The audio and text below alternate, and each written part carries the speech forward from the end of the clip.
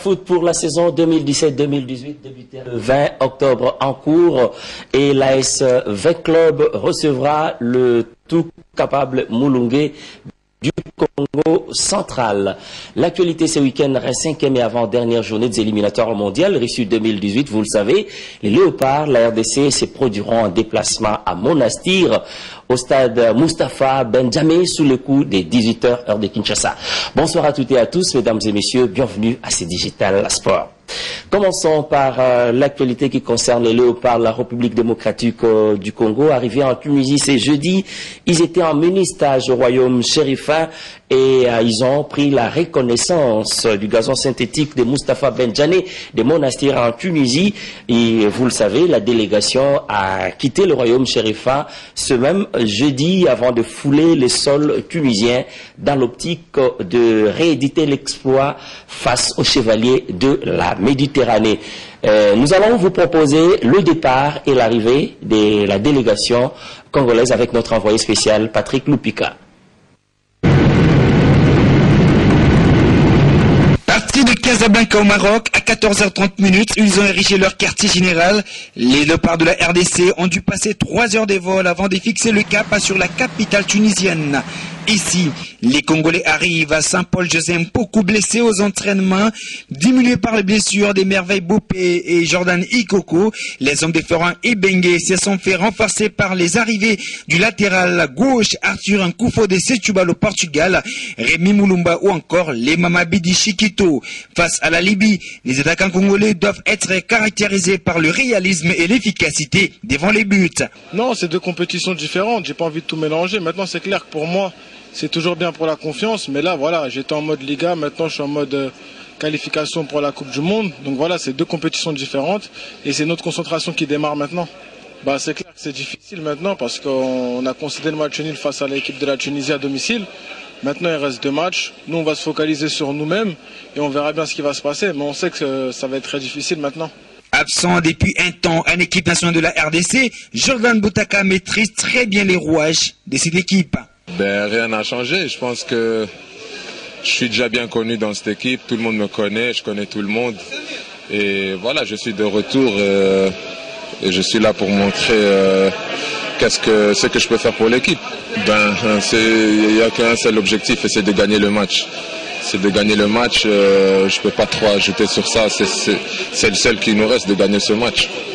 Non, même pas, parce que je pense que on a beaucoup de qualité dans l'équipe. On a beaucoup de qualité dans l'équipe et c'est dommage que Polo n'est pas là. Parce que c'est un joueur important pour nous aussi. Mais bon, on a confiance en tout le monde dans l'équipe. On sait qu'on peut quand même faire quelque chose.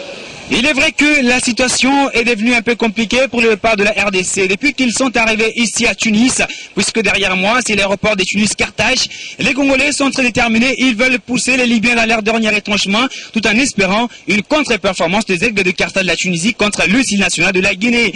Dans cette configuration, les Congolais qui sont privés de Paul José Mpoku ou encore Jordan Ikoko doivent se sublimer pour rendre possible leur qualification à la phase finale de la Coupe du Monde à Russie 2018. Depuis la ville de Tunis, Patrick Lupika pour les... Et les Léopards de la RDC qui n'ont pas leur destin en main dans ce groupe A ne désarment pas. Ils veulent rééditer l'exploit ce samedi à Monastir face aux chevaliers de la Méditerranée. Issa Mampeko, arrière latéral de l'équipe, est bien conscient de la tâche.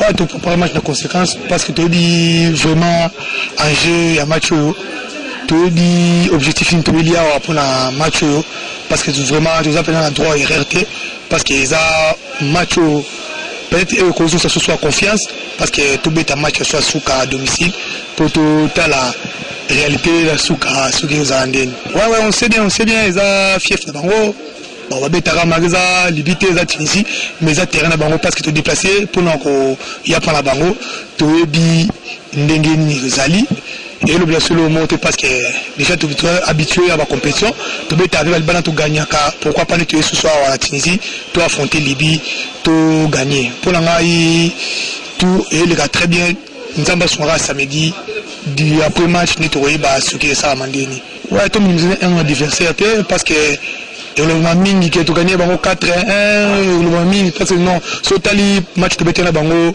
aller. Si le lot, on a vraiment changer vraiment équipe.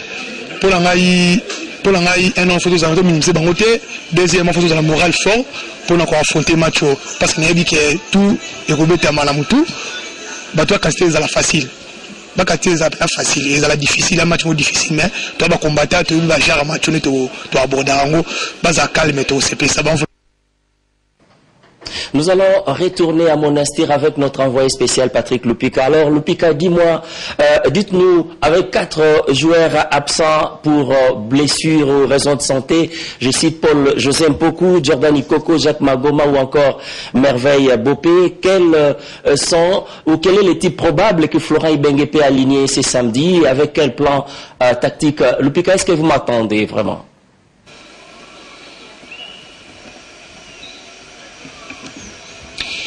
Oui, Alain Saloubouzitou, il y a juste un petit problème de connexion, mais je vais quand même tenter de répondre à cette question sur la probable équipe type. Mais d'abord, pour l'instant, je suis au terrain annexe du stade Moustapha Ben Djanet de Monastir. Eh bien, c'est juste à côté de l'enceinte qui va abriter ce match. Le stade Moustapha Ben Djanet est juste derrière moi. On vient d'assister à la séance d'entraînement de l'EPRDC, de la RDC. C'était à 18 h, juste heure locale. C'est à l'heure du match. On a eu droit à 15 minutes réglementaires. Eh bien, c'est la presse, c'est ce qui est prévu dans les règlements. Alors, vu de ce qu'on a retrouvé cet après-midi, Florent Ibenge peut nous sortir un 4-4-2 puisqu'on veut absolument la victoire contre la Libye avec dans les perches Matin Pivoumile. On peut avoir comme défenseur Wilfried Amouké et Marcel Tisserand qui peuvent faire la défense, et au niveau de latéral droit il y aura Issa Mampeko, et comme latéral gauche c'est Ngoldin Gonda, il peut être relayé par Fabrice Ntsakala. Alors au milieu du terrain on peut avoir Chancel Mbemba Niskenskebanou qui seront soutenus dans les côtés par Gaël Kakuta et Shabak Akolo, ou encore on peut avoir la titularisation des Firmin Moubel Ndombe. Au niveau de l'attaque de la RDC, Florent peut jouer avec 2 attaquants, Cédric Bakamou en point de l'attaque et Jonathan Golingimpangi comme attaquant de soutien, puisque la RDC veut absolument la victoire contre l'équipe nationale de la Libye. Et sur les bancs, il y a quand même des remplaçants de luxe, notamment Junior Kabananga, vous allez vous rappeler de ce qu'il a fait à la dernière édition de la Coupe d'Afrique des Nations. On peut aussi avoir Jordan Boutaka qui est sur les bancs des réservistes et qui va sortir aussi une prestation énormissime, peut-être en deuxième mi-temps de ce match. Et la RDC peut toutefois s'appuyer sur l'expérience d'un garçon comme Gabriel Zakwani au cas où on mène et on veut absolument conserver le score. En tout cas, l'équipe de la Libye s'est également entraînée ce matin. On était de la partie, mais on n'a pas accepté qu'on puisse prendre des images. Elle s'est entraînée. On a vu tous ces joueurs qui sont également déterminés de faire un bon résultat contre les parts de la RDC. Depuis le terrain annexe du stade Moustapha Djanet de Monastir, Patrick Lupika pour les comptes de Digital Congo Radio et Télévision. Merci beaucoup à vous Patrick Lupika. Je ne peux que vous souhaiter un agréable séjour à Monastir et pourquoi pas bonne chance à vous avec l'ensemble de la délégation au Léopard de la RDC. Rappelons, Libye-RDC à suivre c'est samedi sous les coups des 18 h depuis le stade Moustapha Djamet de Monastir, match qui sera officié par un trio arbitral sénégalais.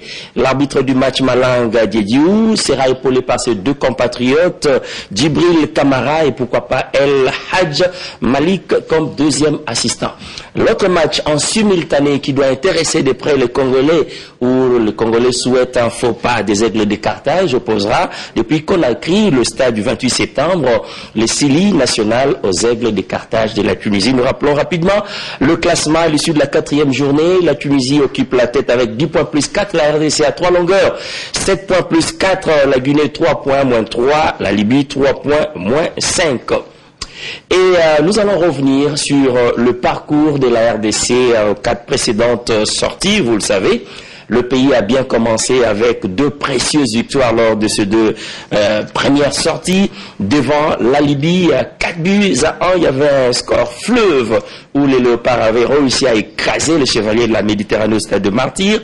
Les Léopards se sont déplacés lors de leur 2e sortie à Conakry où ils ont réédité l'exploit en battant les Sili national 2 buts à 1 avant finalement de sombrer lors de la double confrontation devant les Aigles de Carthage.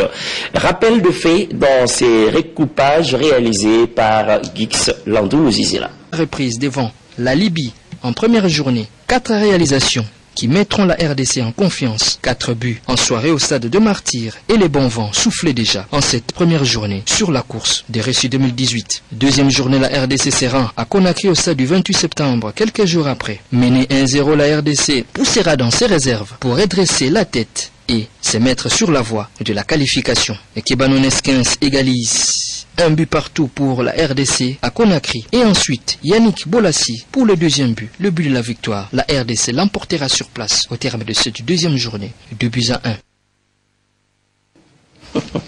Sachez que 3 équipes peuvent se qualifier à ce week-end avant la 6e et dernière journée de ces éliminatoires qui verra l'Afrique qualifier au moins 5 pays.